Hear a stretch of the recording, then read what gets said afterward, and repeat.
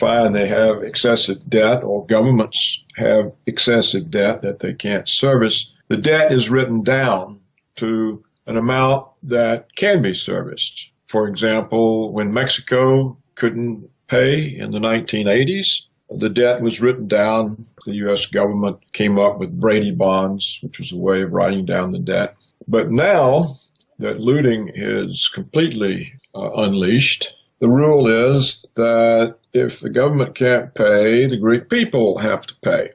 And the way they have to pay is to accept cuts in their public pensions, cuts in employment, lower wages, cuts in social services, and they have to sell off their municipal water companies, their ports, the state lottery, their protected national islands. And all of this money then is used to pay the private bankers that lent the Greek government's money that did not really benefit the Greek people very much, but benefited the foreign recipients of the loans, such as the purchase of German submarines. So this is a looting process. It's the way that the colonialists looted the colonies in Africa and Asia. And now what we see is the West is looting itself. It looted Ireland. It tried to loot Iceland, but failed. And now it's looted Greece.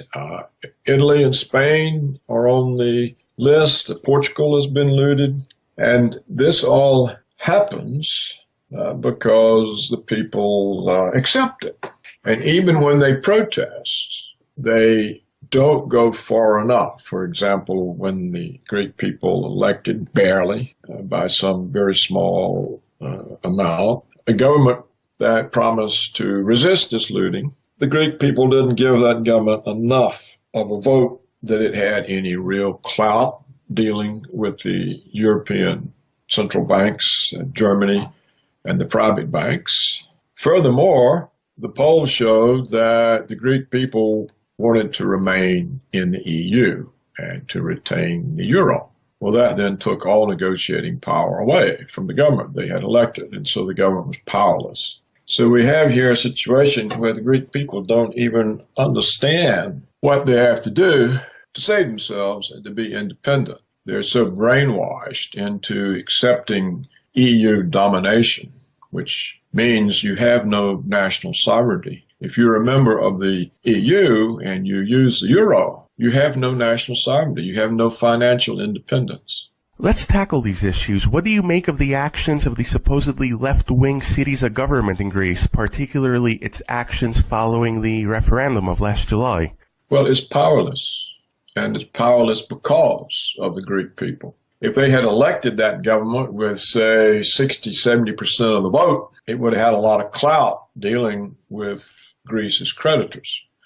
Or if the people had said right off the bat up front that, look, let's get out of this EU organization, which sets us up to be looted. We don't want to be in that. We don't want the euro. We want our national sovereignty back. You don't have national sovereignty if you don't have your own central bank that can create money to lend to the government. And they didn't do any of that. And so the government is powerless. It can't do anything. It's subject to blackmail, and it collapsed. The current Greek government is continuing the actions of its predecessors and moving forward with the wholesale privatization of key public assets, including major airports and harbors. You have written a lot about privatization and how it is used as a strategy to destabilize or weaken countries, as in the case of Russia, for example. How are privatizations used as a weapon, and what is their impact on struggling economies? Well, when a national resource is privatized, the revenues from that resource pass outside the hands of the government to private parties. So it depletes the government of revenues. For example, if the Greek National Lottery is privatized, then those profits from the lottery go to the private owners. They're no longer feeding into the government's budget. Now, if these private owners are foreigners, as will be the case for almost all of the Greek privatizations, the revenues not only leave the government budget. They leave the country. And so privatization is a way of diverting Greek revenue sources into foreign private hands. To agree to this is to accept being a colony, essentially a slave state, which is what Greece now is. It's a slave state of the Northern European banks. We are speaking with author, columnist, and former Assistant Secretary of the United States Treasury, Paul Craig Roberts, here on Dialogos Radio. And Dr. Roberts, we hear a lot about Greece's debt. In your view, is Greece's debt sustainable or even legitimate? And how do the IMF and the Western powers use debt as a means to loot these countries? Governments get in debt, often with bribes, false promises.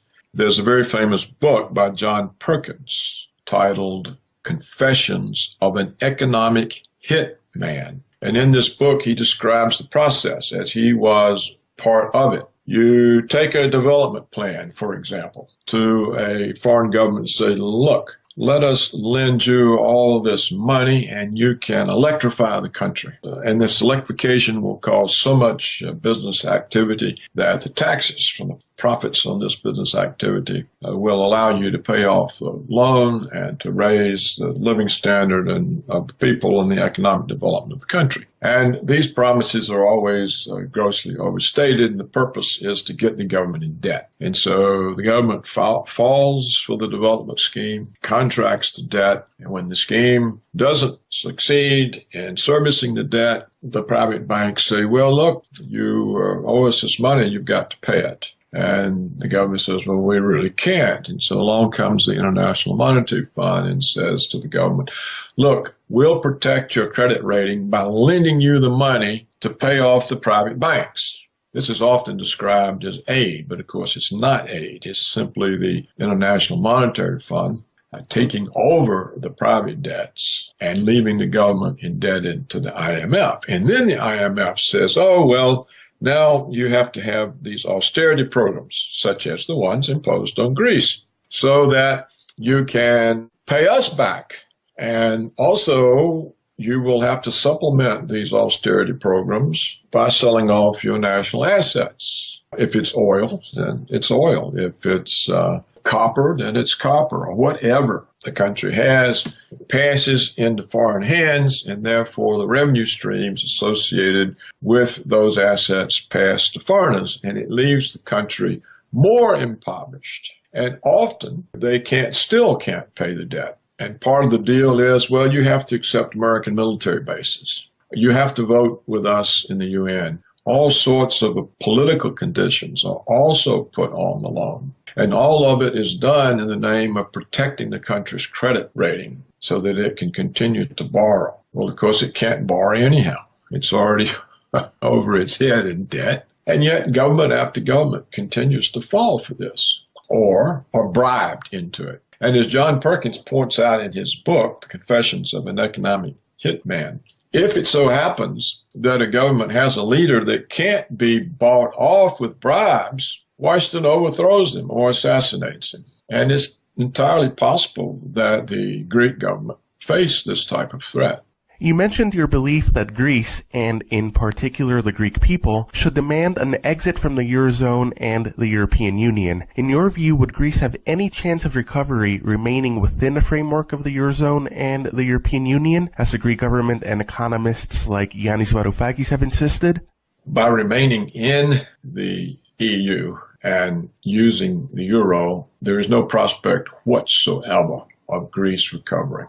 In fact, they have given up so much now, they probably could never recover, even if they left the EU. They had an opportunity to leave, and they should have seized it, and the Russians offered to finance them. But either the government had no vision, or was intimidated by threats, or felt that it did not have the public support. So I think now Greece is history. It's a colony of the northern banks, northern European banks. How could Greece, or for that matter, any other Eurozone member, manage an exit from the euro if they finally made the decision to depart? They just have their own currency. Every government that joined the euro gave up their financial sovereignty because they no longer have a central bank that can create money to finance the government. So they became dependent on private banks. These are looting mechanisms. So the minute Greece joined the euro, it gave up its sovereignty. The only way it can get its sovereignty back is to leave the euro and bring back its own currency and use its own central bank to provide the country's money and not rely on German and Dutch banks or on Goldman Sachs. That's the only way you can be an independent sovereign country. There's no such thing as an independent sovereign country that cannot create its own money. We are on the air with author, columnist, and former Assistant Secretary of the United States Treasury, Paul Craig Roberts, here on the Alouos Radio. And Dr. Roberts, moving on beyond the case of Greece, let's look at the tensions between Russia and the United States, as well as U.S. allies such as Turkey. You have predicted that we are heading towards World War III. What do you believe we will see unfold in the Middle East and Russia in the coming year? When the Soviet Union collapsed, the neoconservatives in Washington concluded that history had chosen the United States to exercise hegemony over the world, and that the United States was the indispensable country, the exceptional people, and this placed the United States above the law of other countries and its own law. The conflict with Russia occurred because Putin reestablished the sovereignty of Russia by pursuing an independent foreign policy. The Yeltsin government had been an American puppet state. But when the neoconservatives became so focused in the Middle East, you may remember it was supposed to be a 6-week war, and it's turned out to be a 15-year war that's not over. This distraction allowed Putin to reestablish the independence of Russian foreign policy, to rebuild the country, its military, its economy. And all of a sudden, the neoconservatives in Washington found that Russia was a check on their power. For example, the Obama regime was all set to invade Syria. They had framed up Assad on fake charges that he had used chemical weapons. This was a line, the red line that Obama had drawn, and now we were prepared to attack Syria, and the Russians said no. The Russians also spoiled Washington's plan to attack Iran over the fake issue of nuclear weapons. Again, the Russians said no. So Washington said, okay, we've made a mistake. We've let Russia rise. Our policy called for preventing the rise of any country that could serve as a check on our power. We didn't pay enough attention. Now Russia's there. We got to do something about it. Where can we attack them? The Ukraine. And so Washington engineered a coup in Ukraine. It caused all this kinds of ongoing trouble, but actually were outsmarted by Putin. So the effort of Washington to grab the Russian Black Sea naval base in Crimea was frustrated. And now Ukraine's going down the tubes. The Europeans are not as interested in pursuing this issue.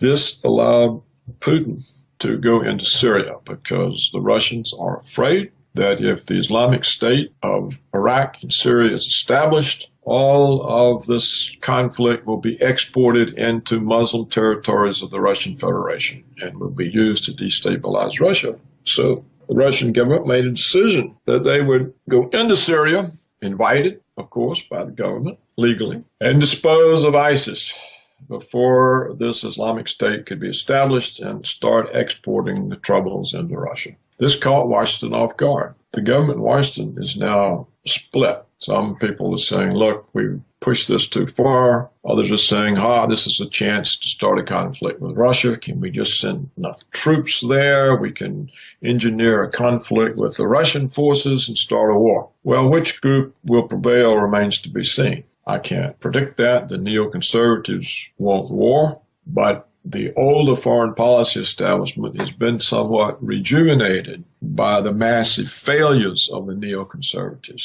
One miscalculation after another, chaos after chaos. We now have chaos in Libya, chaos in Iraq, chaos in Syria, chaos in Yemen and Somalia. This has given influence back to the old foreign policy establishment, which was more cautious than neoconservatives. So now we have a further check on the neoconservatives, and that is in the policymaking councils in Washington itself. How this plays out remains to be seen, because the neoconservatives are very well tied in to the black operations part of the security services. They can cause false flag attacks. They still dominate the American media, indeed the Western media. So I can't predict what the outcome will be. Putin intends the outcome to be the defeat of the Islamic State and stability restored into Syria. We are on the air with author, columnist, and former Assistant Secretary of the United States Treasury, Paul Craig Roberts, here on Legalogos Radio. And Dr. Roberts, back in the United States, you have insisted that the economic figures being provided by the U.S. government and the Obama administration are phony, specifically referencing the country's payroll figures and unemployment rate. Why do you argue this is the case, and what do the real economic figures show? Well, it's a known fact. First of all, let's take the consumer price level, or the measures of inflation. Over time, the way the government measured inflation has fundamentally altered. Formerly, there was a fixed basket of goods. The items in the basket were weighted according to an estimate of their percentage of consumer expenditures. And so if an item went up, then the index would go up by the weight of that item in the basket of goods, so that you had a measure of a constant standard of living. Now, what they did, they introduced what they call the substitution effect. They argued, when the price of something goes up, consumers substitute a less expensive alternative. And so what they started doing when the price of something went up, they just threw it out of the index and stuck something in there that was less expensive. For example, if the price of a superior cut of meat, a superior steak, goes up, they take that out and they put in a lower grade cut of meat. And in that way, they have changed the index from measuring a constant standard of living to one that measures a declining standard of living. They did this in order to avoid having to pay cost of living adjustments on the Social Security pensions. So that's one way they understate the inflation. The other way they understate the inflation, they say, well, not all price rises are price rises. Some are quality improvements. That's, of course, true. Sometimes the price of something goes up because of a great improvement in the quality. On the other hand, it's still a price rise. The consumer is still faced with a price rise, and therefore it does cut in to the consumer's real income. Furthermore, once you start this, once you say that, it's not a price increase, it's a quality improvement, you can spread it to everything. All of a sudden, every price increase becomes a quality improvement. And this is the other way they understate the inflation. So the inflation measures no longer measure inflation. For example, we're told we have zero or even negative inflation. But if you measure the inflation the way the U.S. government previously measured it before these so-called reforms, the current rate of inflation in the United States is between 8 and 9% yearly. So that you see a rapid deterioration year over year in the real incomes of the American people. So that you see the inability of the economy to maintain a growth in aggregate demand. Now, what did they do with employment? And by the way, if you understate the measure of inflation, when you adjust the nominal gross domestic product for inflation, you can produce real growth simply because you undercount inflation. So inflation becomes a source of real growth. And that is how they show that the economy is growing 2 or 3%. It's really growing not at all. It actually probably is declining. It probably has been since the downturn in December of 2007. Now, how do they measure employment? Again, we have, according to the government, now a 4.9% rate of unemployment. This rate of unemployment does not count any discouraged workers. Suppose you've been out of employment for months and months, and you can't find a job. To search for a job is expensive. It's not free. It has a cost. You're out of income. You've searched and searched. There are no jobs to be found. You give up. you're no longer counted as unemployment. So all discouraged workers who are not currently searching for jobs are not counted in the 5% unemployment figure. The government has a second measure of unemployment that is never reported in the headline news or emphasized in the financial press. This second measure, known as U6, counts short-term discouraged workers. And if you add the short-term discouraged workers, and short-term means less than 1 year. So if you have been discouraged for less than 1 year, you're counted as part of the second measure of unemployment, U6. And that rate of unemployment is double the reported rate. It's 10%. Now, if you add in the long-term discouraged workers, which no longer does any government measure include those, but if you add in the long-term discouraged workers, the current rate of unemployment in the United States right now is 23%. This is a multiple of the headline reported number of 5% or 4.9%. How do we know this? We know this because John Williams of shadowstats.com continues to measure long-term unemployment according to the methodology that the U.S. government used to measure it before it abandoned it. And so those are the ways that they create the image of economic success when really there is serious economic deterioration. We can see other signs of this economic deterioration. For example, recently, the Federal Reserve itself reported that 50%, that is one half, of all Americans who were 25 years old currently live at home with their parents. Now, a 25-year-old person is a person who would normally be in the workforce living an independent existence, but they can't find jobs sufficient in pay to support an independent existence. So that we now have the youth of America, half of the youth. This includes university-educated people who cannot establish independent households, which means they can't get married, they can't take a mortgage and buy a home. They can't buy home furnishings and appliances. They have to live at home in their childhood rooms. So that also is inconsistent with a 4.9% unemployment rate. Also inconsistent is the decline in the labor force participation rate. It has been plummeting ever since the so-called recovery. Now, as every economist knows, when you have an economic recovery, the labor force participation rate rises because more people enter the labor force looking for the good jobs. So it's literally impossible to have an economic recovery when the participation in the labor force is declining. And yet that's what the data shows. It shows the labor force participation rate. For example, in 2006, it was 66 or 67%. Now it's something like 62.7%. So this is the first alleged economic recovery in history in which the participation of the labor force is declining. Now, with the presidential election coming up in the United States, what do you make of the candidates that are out there? And do you believe any of them offer any hope for a change of political, economic, or foreign policy direction?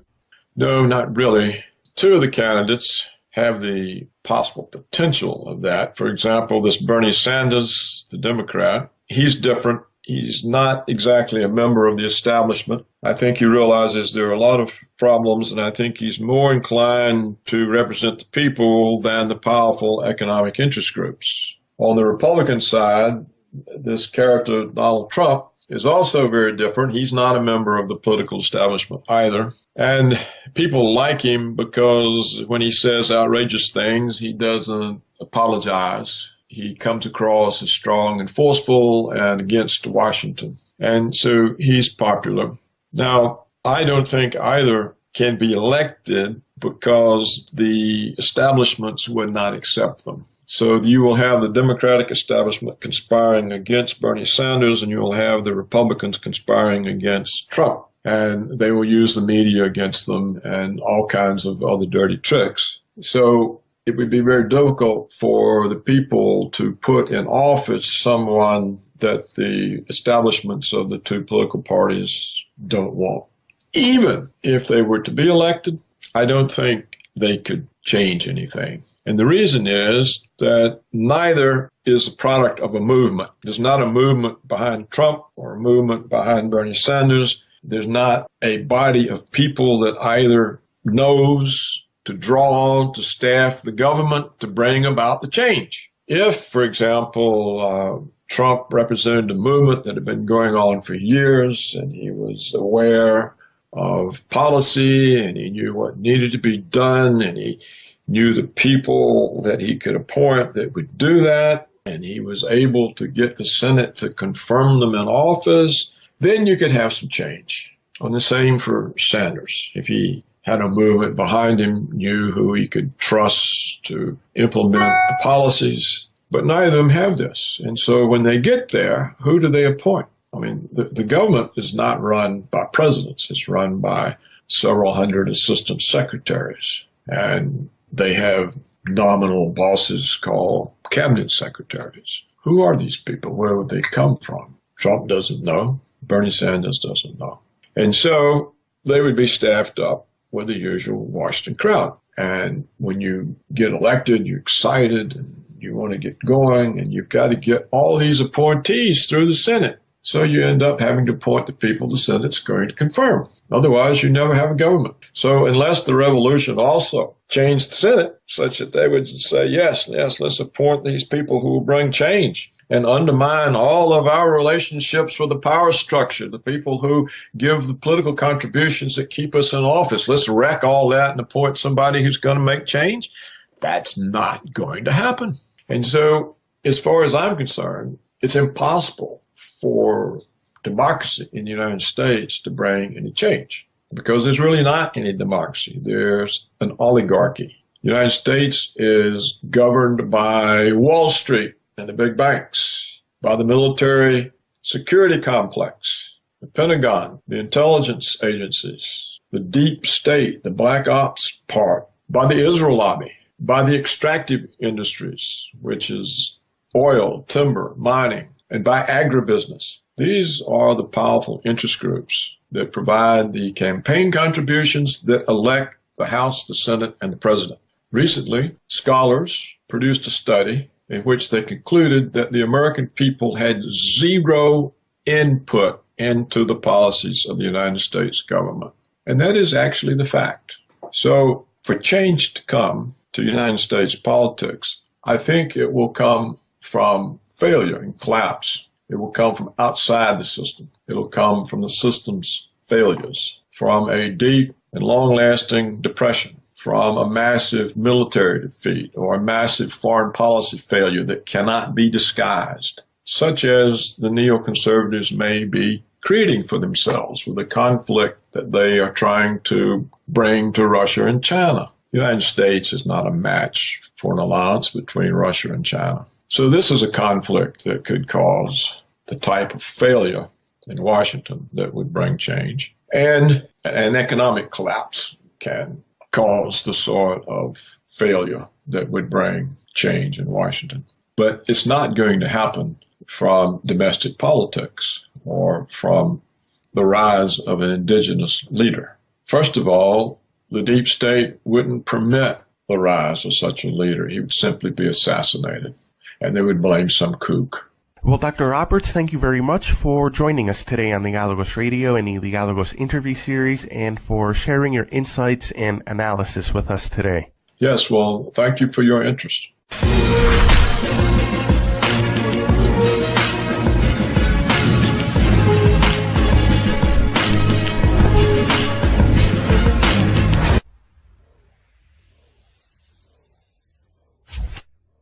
And said that we were preparing to use nuclear weapons if you continue to send in armor to attack us.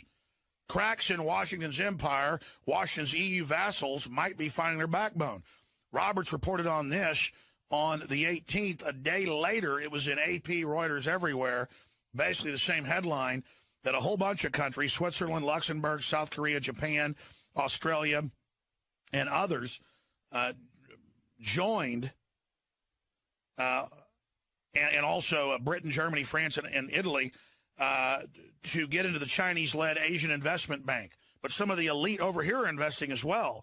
So this is a big deal. It's a challenge to the IMF and World Bank to dollar hegemon that the globalists have been using to abuse U.S. power and really destroying it long term in the process and destroying our soft power, to quote Roberts. So, Roberts, I'm going to shut up. You've got the floor for the next 10 minutes or so, and I'll come back in with some other areas I want to get into. But it does look like some of the first cracks in the bravada, in the chutzpah. How big a deal are Putin's announcements about nukes? And how big a deal is this situation? And then how does that tie into Yellen saying we may raise rates a little? What's really going on? Well, as you know, Alex, a great deal is going on. The Chinese, by bringing out this new Asian investment bank, are in the process of displacing Washington's Asian Development Bank. Washington uses development banks, whether the Asian one or the World Bank or other of its financial creatures, such as IMF, to impose its financial and political hegemony on other countries. China is much more clever and has created this new bank in order to actually help countries and build friendships and to build trust. And no one any longer trusts Washington. They know that it's a bully, and then whatever it holds out to you is just the harness to put you in. So the surprising development was the rapidity with which American puppet states like Great Britain, I mean, Great Britain is a total American puppet state. They never make a decision without asking Washington what they should decide, and yet Britain accepted this despite Washington's warning and opposition. So did France, Germany, and Italy. And then Australia and South Korea, which initially had turned down the Chinese invitation to join as a result of Washington's pressure on them, are now reconsidering. What's precipitating this? I think what's precipitating it is Washington is now so reckless. It's so full of arrogance and hubris. It really is a megalomaniac.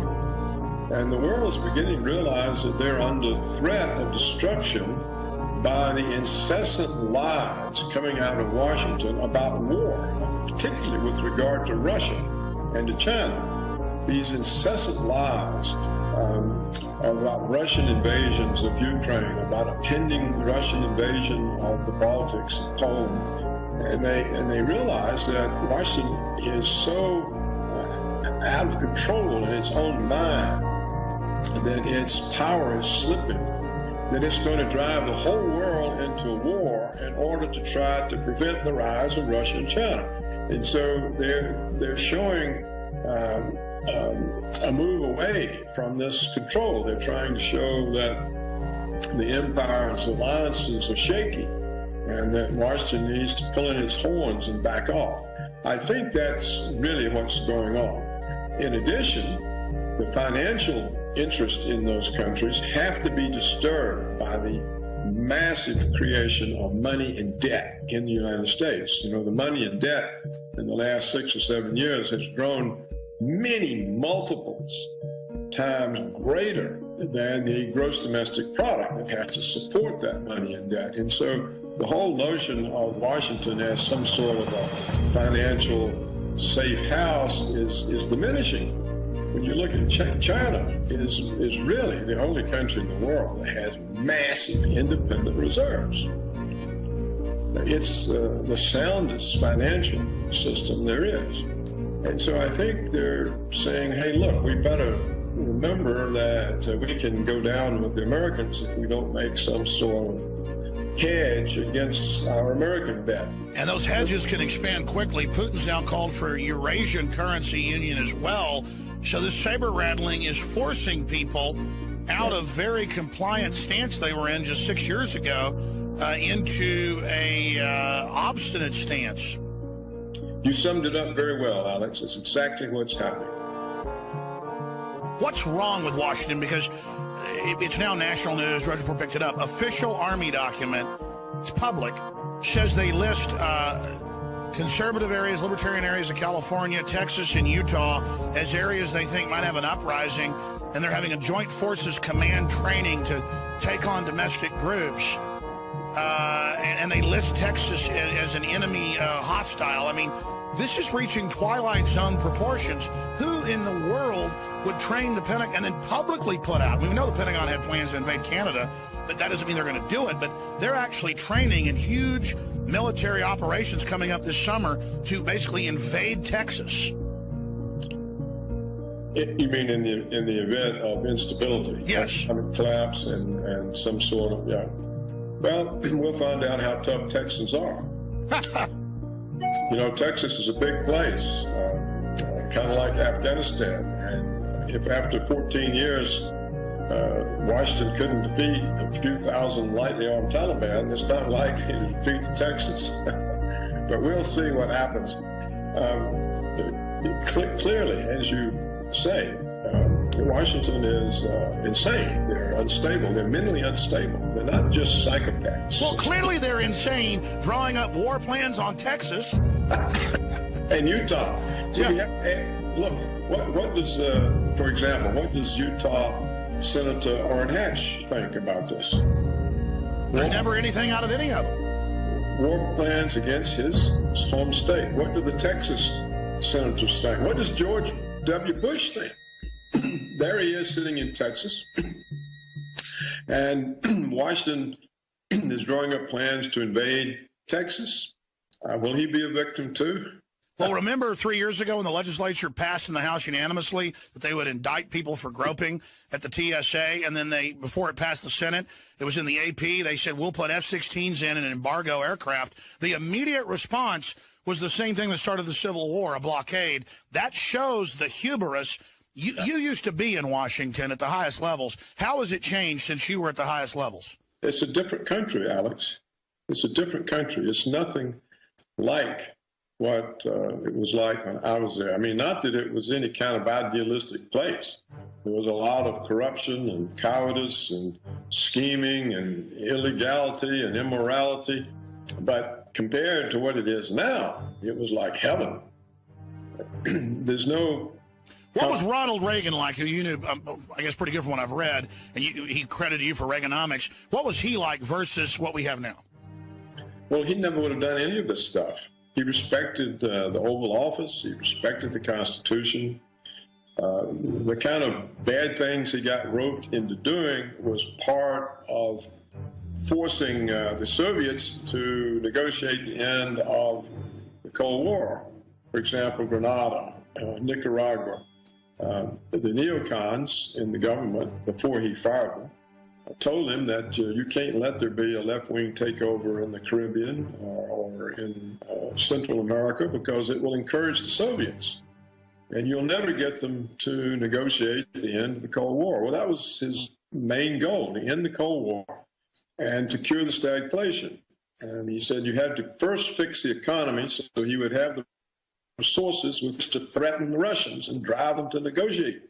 And so the kinds of bad things he got roped into doing was the neocons using his main goal to achieve some of their ends. As the head of policy at the Treasury, number 2 guy there, sitting down with Reagan, how were you able, over all of their objections, able to get him to take on your economic plan that did create one of the biggest booms we've seen in the last century? Well, actually, he took it on before he got into office. It was part of his campaign. And when he got there, he realized he was going to have a hard time getting it out of his government. And so he appointed me to get his program out of his own government so it could be voted on in Congress. So I didn't have to sell him on anything. He was already sold on it, and he put me in charge of it because he knew I was committed to it. What would Ronald Reagan think today if he was seeing all this? Oh, he would think that we had been taken over by the Nazis or something. He would be astonished. He wouldn't be able to understand it. This is not my country. You know, look, what the United States has been doing the entirety of the 21st century is murdering people. I mean, the United States has become murder incorporated. It murders people. All it does is murder people. It's 7 or 8 countries have been repeatedly invaded, bombed, droned. Some of them are in total ruins. We're talking about millions of people either dead, maimed, or displaced. And it's ongoing. Now they're starting on Russia. See, Ukraine is being sacrificed. I mean, it's a basket case. And it's all to stop the rise of Russia. We were going to get into this anyhow, but we're... Yeah, let's talk about Putin's statements. Well, initially, Putin thought that Russia was now part of the West. We're part of you. We're going to get along with you. He got into the World Trade Organization. He was the G7 was expanded to the G8. Everything was fine until the United States went in, organized a coup in Kiev, threw out the elected government, put in a puppet government, essentially a Nazi government that hates Russians, and they started killing Russians, destroying Russian war monuments, threatening the Russian populations in eastern and southern Ukraine. And Putin realized that the Americans would use Ukraine to grab the Soviet naval base in Crimea, their only warm water port. And so he said, holy smoke, they're after us. And so he has been gradually catching on that this wasn't some kind of mistake that got away from the Americans, that this was an intention, and that the United States intends to turn Russia into a vassal state, just like everybody else. And he realizes that that's not going to happen. And so he keeps issuing warnings. They get stronger, and they get stronger, and they get stronger.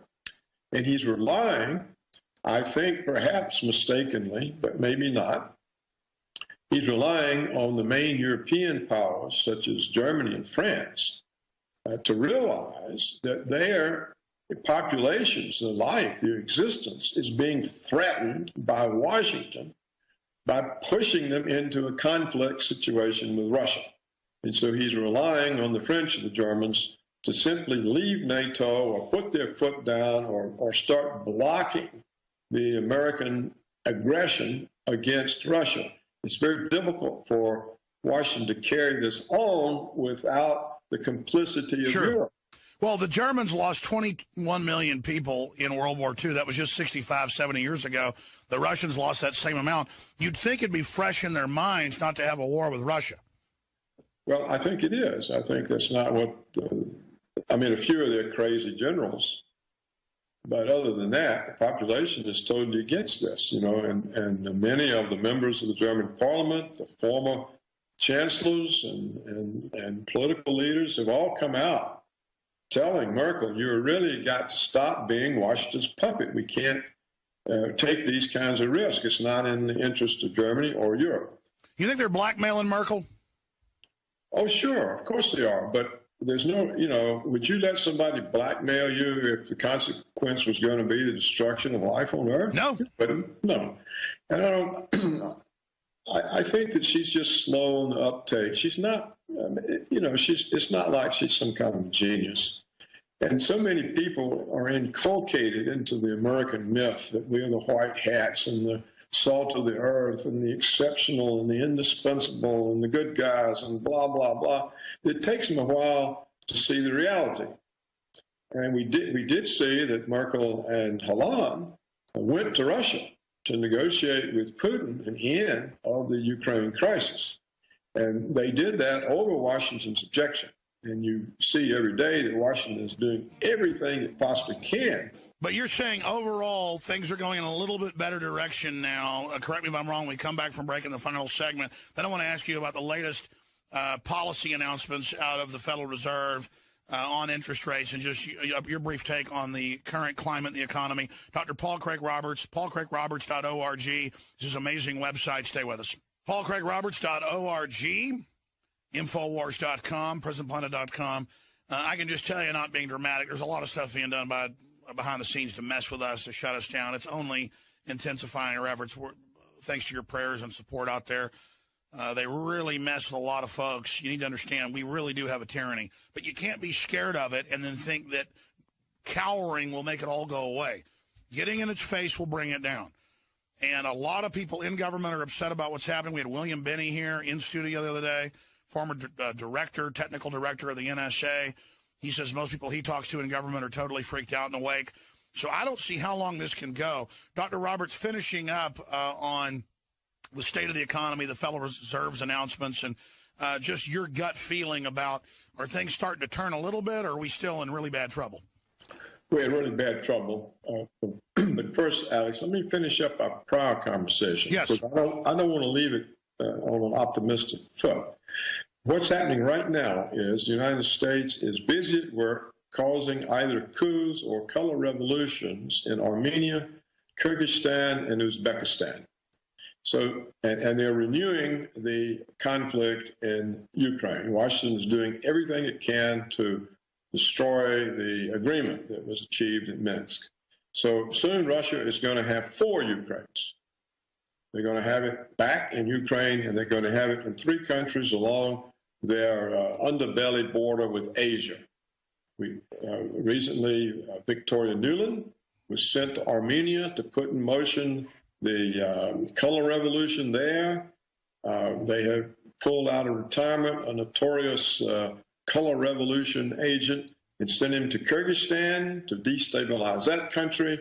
And they've got another one of those terrible people in Uzbekistan. And let's be clear, they then put people like Joe Biden's son over multi-billion-dollar infrastructures, gas facilities and things to milk them. So it's a classical mafia tactic. They're not liberating these countries. They're coming in to destabilize them and steal Russian-funded infrastructure. Well, they're going to do that, but the main purpose is to create instability for Russia in order that Russia cannot rise as a power that can check American purposes. So if Russia's got 4 Ukraines on its border, it's completely used up, and it's no longer in America's way. And also the trouble they're causing in Uzbekistan, this can spill over into China. And so they can simultaneously cause trouble for Russia, for China, to get splits between Russia and China on how to deal with the issue because their interests differ somewhat in that part of the world. And so this is a very clever policy at destabilizing the other 2 rising powers. And I think it's going to lead to a major war. Now, that said, we can turn to the Fed. What the Fed has done, first of all, the Fed is no longer an independent agency managing the economic policy in behalf of the country. They are a special interest group that represents 4 or 5 major banks. Banks that deregulation, that free market deregulation, let get too big to fail. And so the entirety of American economic policy since 2008 has had one single purpose, and that's to keep 4 big banks afloat. Sure, Doctor, do 5 more minutes with us in overdrive and put bookends on this because it's so important. And then I want to go back in a minute or so and talk about this big war you're warning about. I'll be back Sunday live, 4 to 6 p.m., folks. Be sure and be there. Dr. Paul Craig Roberts, former head of policy at the Treasury Department, is an expert economist and can tell us what he sees going on with the Fed. Some countries are going below 0 in interest rates. They're talking about going up a little bit. We see a lot of mainstream news admitting the economic outlook is grim. So, Dr. Roberts, give us your prognosis on that. Okay. They talk about maybe pushing interest rates up in order to make people a little more comfortable holding dollars, because the whole world understands that you can't have massive creation of money and debt and negative interest rates. And so when they talk about raising interest rates, it's just talk to try to block flight from the dollar. That's all it is, because if they raise the interest rates, the stock market's going to collapse, the bond market's going to collapse. And they've got chaos. When you've spent trillions of dollars to save 4 banks since 2008, these are the banks that deregulation allowed to get too large, and these are banks that gamble. They don't make normal loans. They gamble in a casino, and they don't cover their bets. The taxpayers cover the bets, and the Federal Reserve covers the bets by printing money and buying the bad bets. And that's what American economic policy is. That's what the Fed is locked into. It really has no way to get out of it. It can't get out of it. And it's stuck with it. And because it wouldn't let the banks fail, because the banks control the Fed. Look, who have the secretaries of the Treasury been? It's the former banksters who caused the financial crisis. Every one of them have rotated through the Treasury. So they're protecting their own mistakes. Look at the Fed. What is the Fed? It's the same people. Look at the New York Fed. Who are the directors of the New York Fed? It's the same banks. Everybody at the Justice Department at the top is part of those lobbying groups and consulting groups that write the regulations and the policies and file the papers to let the big banks get away with the derivatives. I mean, it's just a revolving door. It's one small group, and they control the economic policy. So how are they going to take a decision that blows up everything they've been trying to do? So they'll keep this going as long as they can. They have everything rigged. It's a house of cards, but it's standing, and it will continue to stand as long as foreign countries are willing to hold the dollar.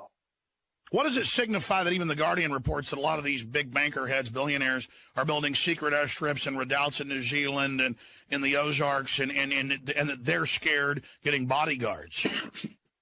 I don't know.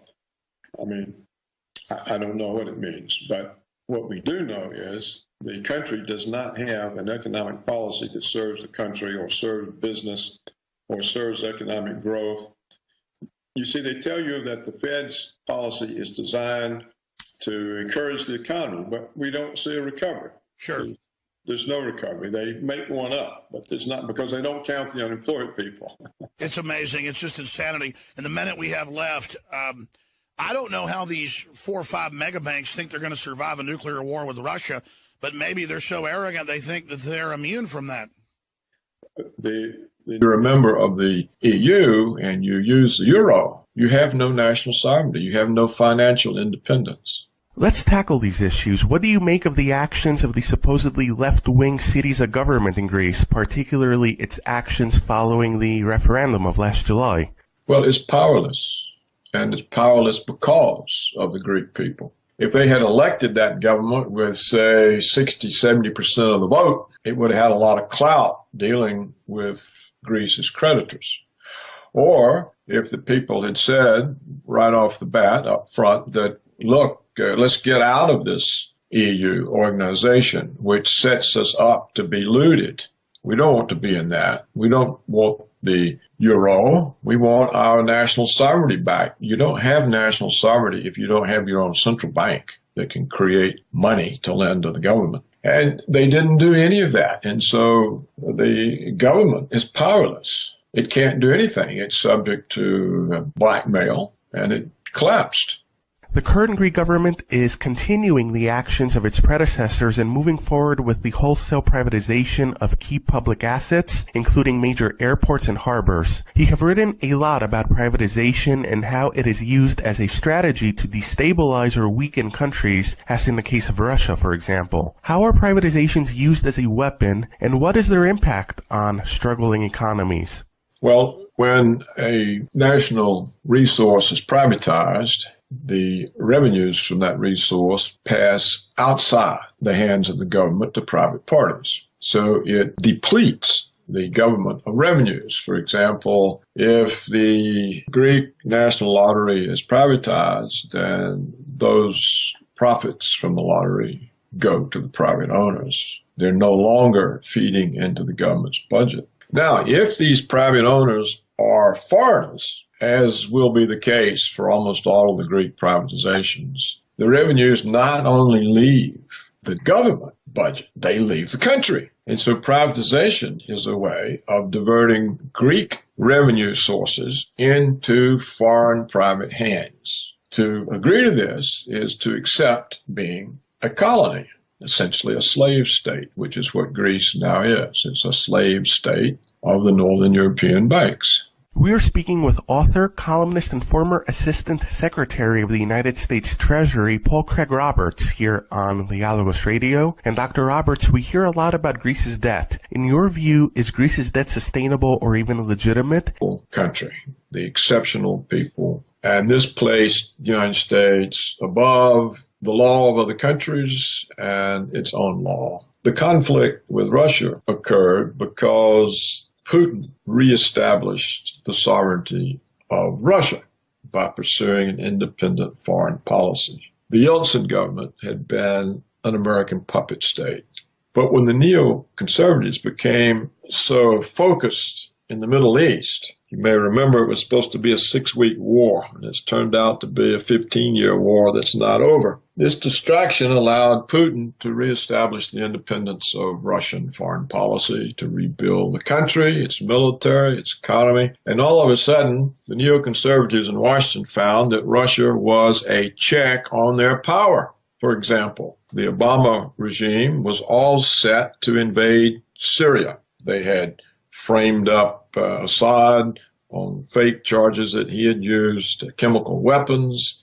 This was a line, the red line that Obama had drawn, and now we were prepared to attack Syria, and the Russians said no. The Russians also spoiled Washington's plan to attack Iran over the fake issue of nuclear weapons. Again, the Russians said no. So Washington said, okay, we've made a mistake.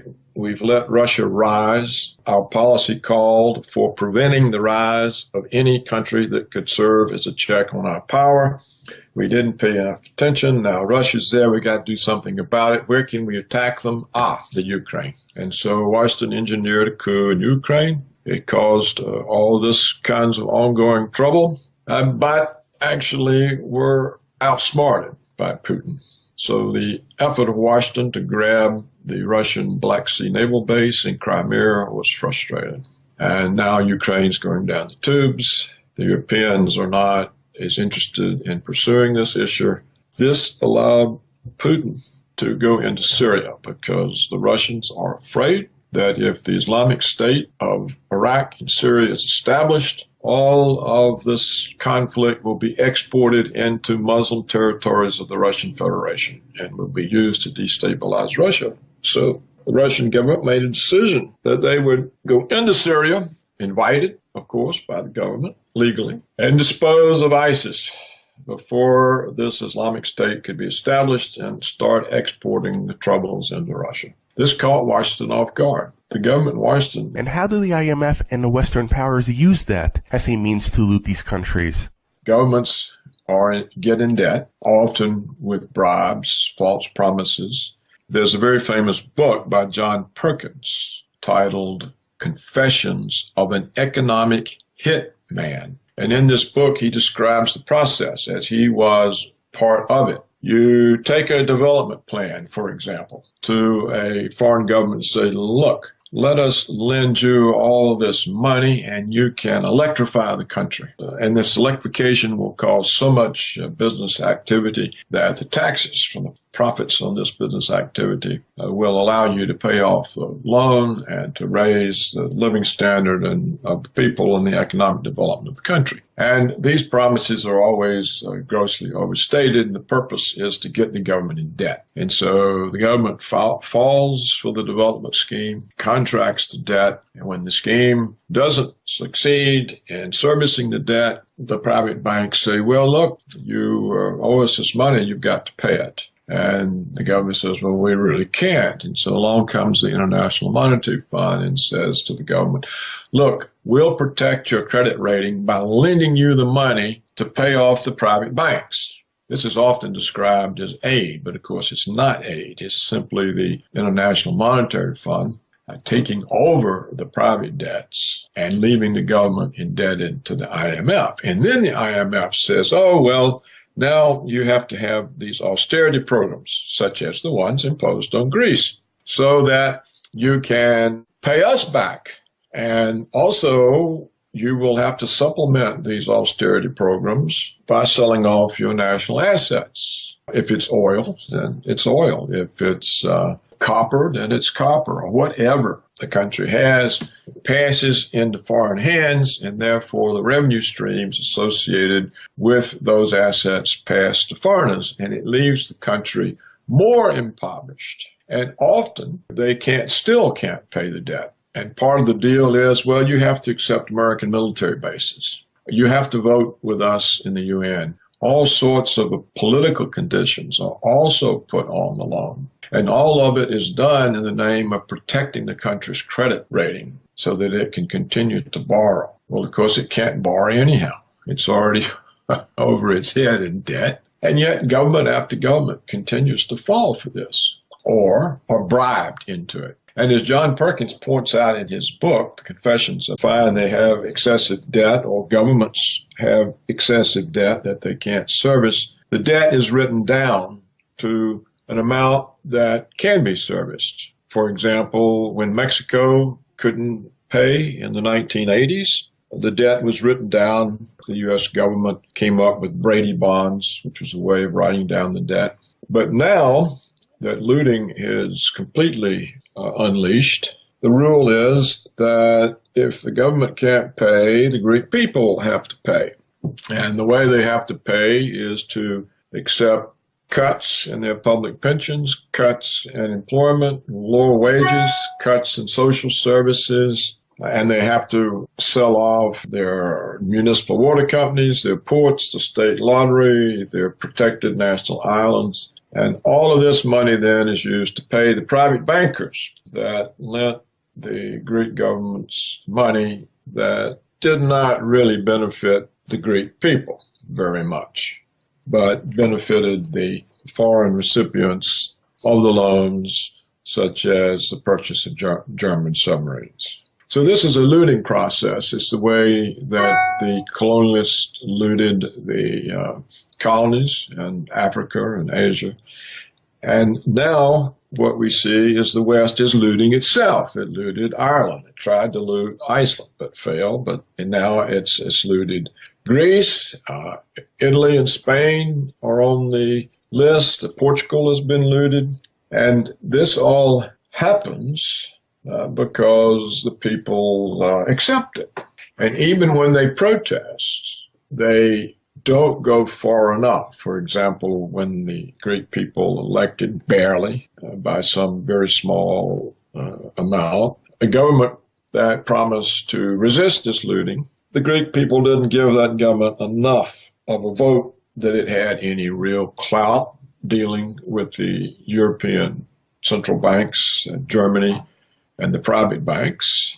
Furthermore, the polls showed that the Greek people wanted to remain in the EU and to retain the euro. Well, that then took all negotiating power away from the government they had elected, and so the government was powerless. So we have here a situation where the Greek people don't even understand what they have to do to save themselves and to be independent. They're so brainwashed into accepting EU domination, which means you have no national sovereignty if you're an economic hitman. If it so happens that a government has a leader that can't be bought off with bribes, Washington overthrows him or assassinates him. And it's entirely possible that the Greek government face this type of threat. You mentioned your belief that Greece, and in particular the Greek people, should demand an exit from the Eurozone and the European Union. In your view, would Greece have any chance of recovery remaining within the framework of the Eurozone and the European Union, as the Greek government and economists like Yannis Varoufakis have insisted?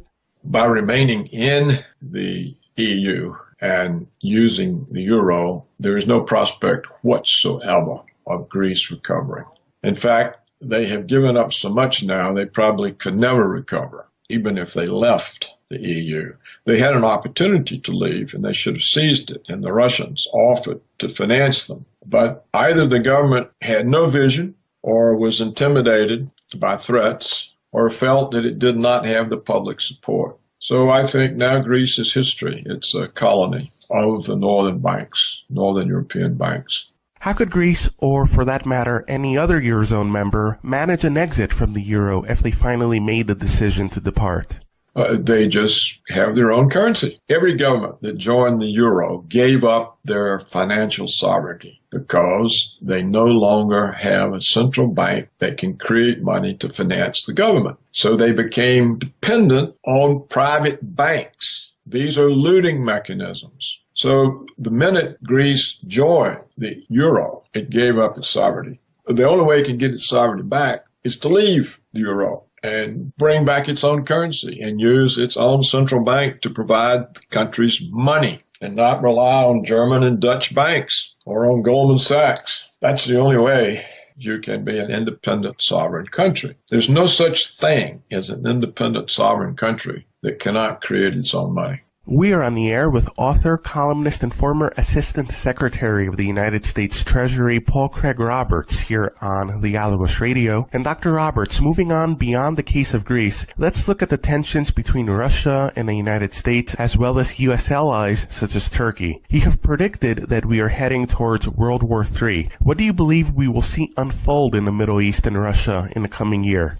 When the Soviet Union collapsed, the neoconservatives in Washington concluded that history had chosen the United States to exercise hegemony over the world, and that the United States was the indispensable